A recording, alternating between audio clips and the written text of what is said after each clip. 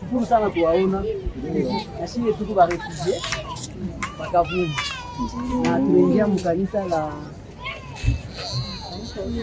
Yesu Kristo atakatifu wa siku za mwisho. Tulisikia asema watu wote wako nakuya, asisote tuko tuwaone kadogo tu, lakini hatupashi kuya bure hivi. Watu walichanga kidogo kidogo, tunaangalia kama tunakupa hata kilo ya bungu, hata kilo itakusaidia tu, kwa sababu mateso ni mengi.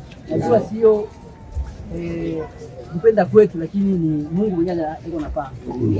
Kumbi tutapenda kuachia hii kidogo, tutapata wale ndio watakosa tu, mimi tutafanya tena, tutakuya tena, lakini ukie kwa furaha. Najua mtatokea mateso mingi kabla tukipitia, ni kwa muda, itafika wakati mwa itaisha, na najua tuko na banduku yetu Raboni association, banduku nao wako na activity mingi wanafanya, na wao wanapenda kutushindikiza wako waone. Inaweza wezekana siku na wale watakuja ni association wanaita kape, inaweza kutangaza kwa kape ni frere Olivier Lutete ndio Bakavumu, na huyu frere Kwibe Sulemani yeye ni wa hapa Nyankanga. Donc nao walipenda nabo ba participer kwa hii activite, inaweza kusaidia.